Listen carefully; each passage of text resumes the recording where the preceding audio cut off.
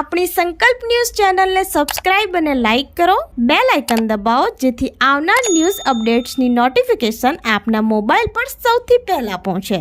Like, subscribe and share the video. નમસ્કાર દર્શક મિત્રો, હું છું પૂજા ટંડેલ. સંકલ્પ ન્યૂઝમાં આપનું સ્વાગત છે. સમાચારની શરૂઆત કરતા પહેલા એક નજર આજના મુખ્ય સમાચાર ઉપર. વાપી બલીઠા દાંડીવાડ ફાટક રોડ ઉપર મસમોટા ખાડાઓને લઈ વરસાદમાં વાહન ચાલકો પરેશાન. વાપી બલીઠા દાંડીવાડ તરફથી ફાટક તરફ જતા રોડ ઉપર મસમોટા ખાડાઓ પડી જતા વરસાદમાં વાહન ચાલકો અને રાહદારીઓને અવરજવરની મુશ્કેલીનો સામનો કરવો પડી રહ્યો છે.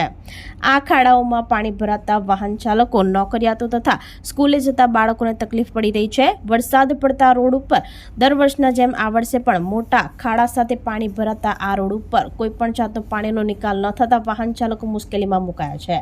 આ સાથે રોડના આજુબાજુ ખોદાયેલા ખાડાઓમાં પાણી ભરાતા અવરજવર કરનારાઓને ખાડા ક્યાં છે તેની ખબર ન પડતા ફસી જતા હોય છે. ત્યારે તંત્ર આ બાબતે ધ્યાન દોરે તે જરૂરી બની રહ્યું છે.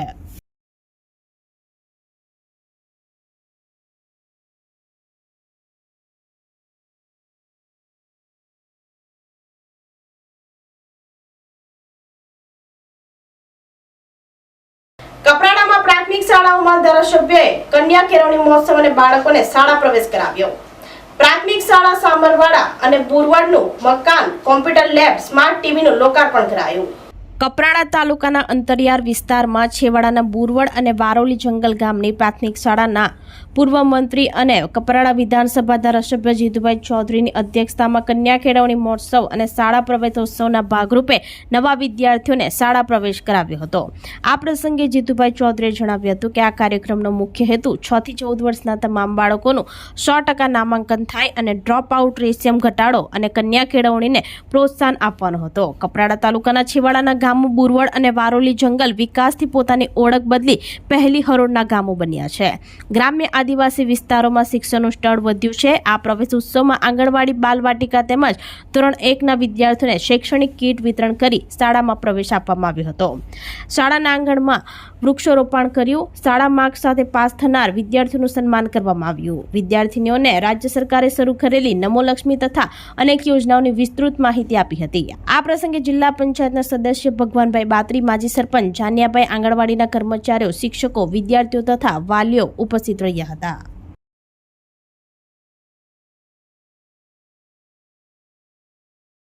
ગીર સોમનાથ જિલ્લા પોલીસ વડાનો આગવો અભિગમ. ભિક્ષાવૃત્તિ કરતા બાળકોને શાળામાં પ્રવેશ કરાવ્યો. ગીર સોમનાથ જિલ્લામાં ધોરણ 1માં પ્રવેશપાત્ર તેમજ આંગણવાડી, બાલવાટિકામાં પ્રવેશપાત્ર બાળકોના કુમકુમ તિલક અને અક્ષત દ્વારા ઉલ્લાસભર્યા માહોલમાં શાળામાં પ્રવેશ કરવામાં આવ્યો હતો. જિલ્લા પોલીસ અધિક્ષક મનોહરસિંહ જાડેજાએ કોડીનારની વિરાટનગર પ્રાથમિક શાળામાં ભૂલકાઓને શૈક્ષણિક કીટ આપીને ધોરણ 1માં પ્રવેશ કરાવ્યો હતો. વિરાટનગરની શાળામાં કુલ 80 બાળકોનો પ્રવેશ આપવામાં આવ્યો હતો, જે પૈકી 16 બાળકો એવા હતા કે જે રોડ ઉપર ભિક્ષા માંગતા હતા. કોડીનાર પોલીસે સામાન્ય રીતે પોલીસની કડક છાપને બદલે સુકોમળ હૃદયનો પરિચય આપીને રોડ, રસ્તા કે જંકશન પર ભિક્ષાવૃત્તિ કરવાનું કાર્ય કરતા બાળકોને ઓળખી આવા બાળકોના માતા પિતા, વાલીઓને સમજણ આપીને પ્રવેશ મેળવે તે માટે સમજાવ્યા હતા. આ સમજણને કારણે આજે 16 જેટલા બાળકોએ ધોરણ 1માં પ્રવેશ મેળવી શિક્ષણની કેડી પર પગ માંડ્યો હતો. પોલીસ અધિક્ષકે આ અવસરે જણાવ્યું હતું કે ભણવાની ઉંમરે ઉપેક્ષા વૃત્તિ સાથેની ભીખ માંગવી એ સમાજ માટે કલંકરૂપ ઘટના છે. અભ્યાસપાત્ર દરેક બાળકો ભણે તે આજના સમયની આવશ્યકતા છે. ત્યારે ગીર સોમનાથ જિલ્લામાં પણ પરિસ્થિતિ ગમે તેવી હોય છતાં કોઈ પણ બાળક અભ્યાસથી વંચિત ન રહી જાય તે આપણા સૌની સહિયારી જવાબદારી હોવાનું જણાવ્યું હતું. ગીર સોમનાથથી રિપોર્ટર વિશાલ તંબોલી, સંકલ્પ ન્યૂઝ. કોડીનાર વિરાટનગરમાં આજે પોલીસ તરફથી 16 બાળકો એવા છે જે શિક્ષણથી વંચિત હતા અથવા રેગ્યુલર શિક્ષણ નહોતા લઈ શકતા. એવા વિચરતી જાતિના જે સમાજ છે એમાંથી 16 બાળકો આઈડેન્ટિફાઈ કરી એમને અન્ય જે સુવિધાઓ, યુનિફોર્મ છે, બેગ છે એ આપવામાં આવેલી અને આને આજે પ્રવેશ આપવામાં આવ્યો છે.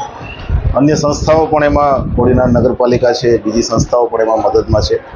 એમની ટ્રાન્સપોર્ટેશનની વ્યવસ્થા, એ રેગ્યુલર સ્કૂલે આવે અને એમની શિક્ષણમાં કંઈક ને કંઈક સુધારો થાય એવો પ્રયત્ન આજે ગુજરાત પોલીસ તરફથી, ગીર સોમનાથ પોલીસ તરફથી કરવા. આમાંથી 2 કેટેગરી છે. એક જે છે કે પહેલી વખત એડમિશન લઈ રહ્યા છે અને અમુક બાળકો એવા પણ છે કે જે વચ્ચેથી છોડી ગયા છે, જેનો પુનઃ પ્રવેશ કરાવવામાં આવ્યો છે. શાળાના આચાર્યશ્રી અને અન્ય શિક્ષકગણ પણ એમાં ખૂબ મહેનત કરી રહ્યા છે કે જેથી કરીને આ બાળકો કન્ટિન્યુઅસ શિક્ષણ મેળવી શકે. તો આ આજના સમાચારો. નવા સમાચારો સાથે કાલે ફરી મળીશું. નમસ્કાર. આપણી સંકલ્પ ન્યૂઝ ચેનલને સબસ્ક્રાઇબ અને લાઇક કરો, બેલ આઇકન દબાવો જેથી આવનાર ન્યૂઝ અપડેટ્સની નોટિફિકેશન આપના મોબાઈલ પર સૌથી પહેલા પહોંચે.